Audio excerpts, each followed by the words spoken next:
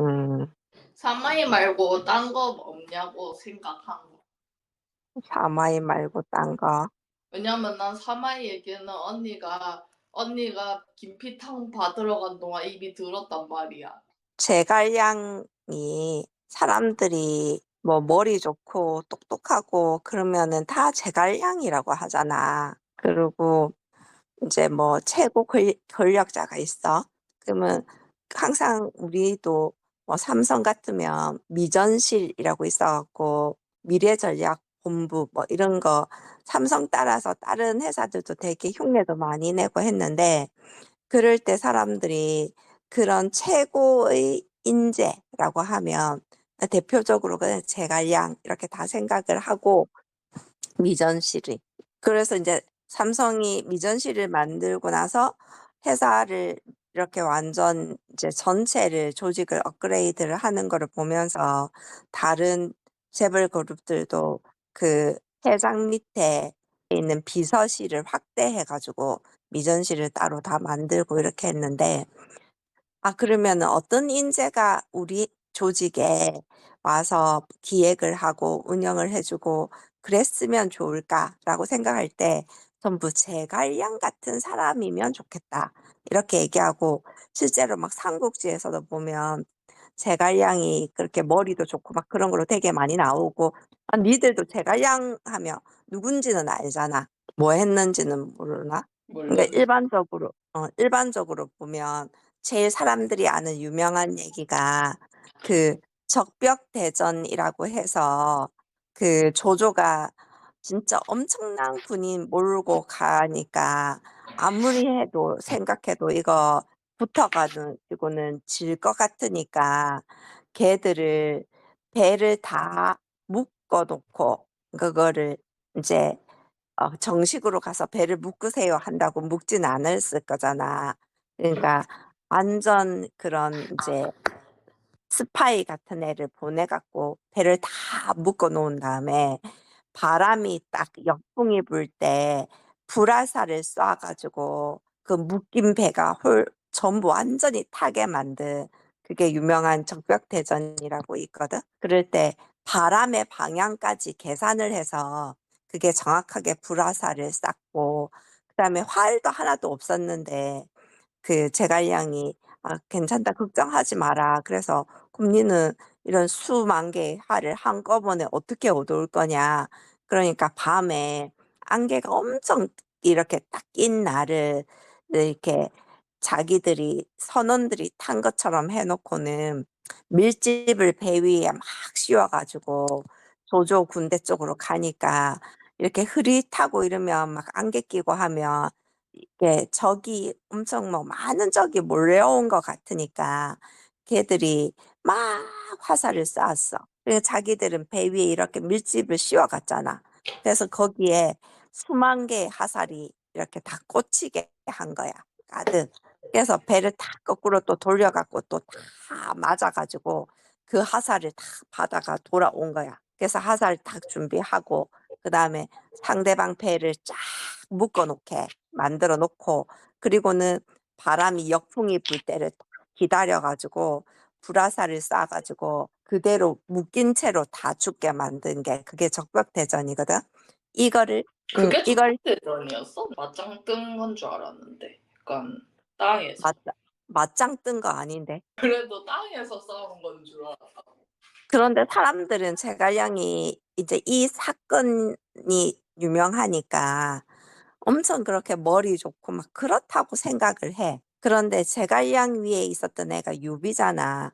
근데 유비가 죽거든? 엄청 일찍 죽어. 때의 아들을 남겨놓고 죽는단 말이야. 그러니까 유비가 불안하잖아. 내가 죽으면 우리 아들 죽이고 틀림없이 올라올 건데 불안하니까 제갈량을 부르고 뭐라 하느냐면 우리 아들이 아닌 것 같으면 네가 해라. 그런데 가능하면 우리 아들을 시켜달라. 그러고 죽거든. 왜냐면 안 시키려면 자기 아들 죽여야 되잖아. 그런데 그때 유비가 죽을 당시에 여기가 상대적으로 조조나라보다 좀 불리한 상황이었거든. 위치도 안 좋고. 그런데 그 모자란 아들을 왕을 시켜, 제갈량이. 그리고는 그 왕을 시킨 상태에서 실권은 자기가 가지고 있었잖아. 그런데 북방 토벌을 나가는 거야. 계속 조조 쪽으로. 그것도 한 번이 아니라 한 네 번, 다섯 번. 그렇게 해갖고 안 되는 일인데 끊임없이 그렇게 공격을 한다? 공격을 하다가 치와와 같은 거네. 어, 무서우니까 먼저 그- 쳐들어가기. 그런데 우리가 생각하기에 그렇게 머리가 좋고 상황 판단을 하면 그렇게 무식한 북방 정보를 하면 안 되잖아. 근데 그렇게 끊임없이 하다가 마지막에 이제 너무너무 사람들이 그 전쟁을 계속해야 되니까 너무 힘들잖아. 결국은 어떻게 됐냐면 마지막 전쟁 나간 전쟁터에서 거기서 그대로 죽는데 전투를 제갈량이 왜냐하면 아들은 그냥 놔두고 자기가 군대를 끌고 자기가 토벌을 하러 갔었거든. 사실상 왕이 북방을 살았는데 그 정도. 북방 정벌을 해야 된다는 그게 아니면 우리는 살아날 수 없다는 거에 완전히 꽂혀 있었던 거야.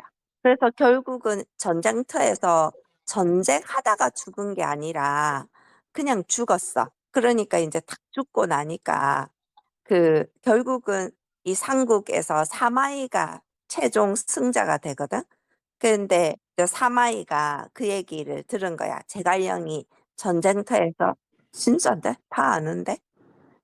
그런데 응, 아닐걸? 엄마가 스포한 거 맞는 게 대우 사람들은 삼국지가 끝나는 것도 모르고. 제갈량이 그 전쟁터에서 죽기는 하지만 응.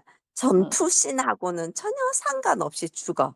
제갈량이 죽었다라는 얘기를 듣고는 너무너무 비통해해. 왜? 그런 똑똑한 사람이 죽었다고, 안타깝다고, 그런 음. 인재가 죽은 게 슬프다고. 그러면서 물어보는 거야. 제갈량은 어떤 사람이었냐. 그러니까 그 이제 적이니까 맨날 동태를 살폈을 거 아니가. 그러니까 뭐라고 얘기하냐면, 그러니까 제갈량은 높은 사람이잖아. 그러니까 자기 위에 군주가 있긴 하지만 실세였으니까 엄청 자기가 힘도 세고 막 그런 사람이었는데, 하루에 밥은 두 끼만 먹고, 그리고 잠은 하루에 뭐 3시간도 안, 4시간도 안 자고, 거기다가 더 대박인 거는 군대를 데리고 나갔으니까 항상 거의 수만 명이 밑에 군인들이 있었을 거잖아.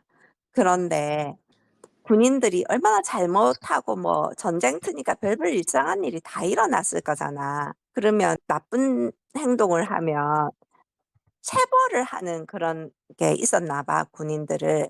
때린 거지. 뭐, 한 대일 수도 있고, 두 대일 수도 있고, 뭐, 심하면은 전쟁터에서 사형도 하고 하잖아. 근데 제갈량이, 5대, 2대 그런 체벌도 지가 직접 했대. 자기가 직접. 모든 일을. 아. 심지어 2대, 3대 체벌하는 일마저도 자기가 했대. 그러니까 먹지도 않고, 자지도 않고, 거의 평생을 일만 하다가 가로사로 전쟁도 이기지도 못하고 전쟁터에서 죽은 거야. 근데 왜 사람들이 제갈량을 그렇게 엄청난 인물이라고 하는지 이해가 안 돼. 그냥 가로사한 사람이야. 웃기다. 그래서 사람들이 생각하는 삼국지 안에, 그러니까 우리가 알고 있는 그냥 이미지가 있잖아. 제갈량은 어떤 이미지? 뭐 사마이는 어떤 이미지? 조조는 어떤 이미지? 이런 이미지가 있잖아. 그 중에 제일 현실과 좀 거리가 먼 게 제갈량 같아. 음. 아니 제일 가까운 거 아니? 그래? 수많은 사람들이 응, 자기가 모시는 누군가를 위해서 응. 밥도 정해진 시간에 먹고 두 정해진 끼만 시간에 먹었대, 두 끼만. 일어나서. 그거 밥도 엄청 소식했대. 조금밖에 안 먹었대. 음. 잠도 안 자고. 왜냐면 배부르면 졸리니까 어, 그냥 일을 진짜 못 하잖아. 계속 일만 한 거야. 개웃기다. 그러다가 전쟁터에서 그냥 과로사로 죽은 거야. 전쟁하다가 죽은 것도 아니고. 그래서 나는 삼국지 속에 있는 사람들의 실상이 뭔지 좀 얘기해 주고 싶어. 엄청난 응, 인재상이긴 하다. 그렇지. 삼성에서 원하는 스타일.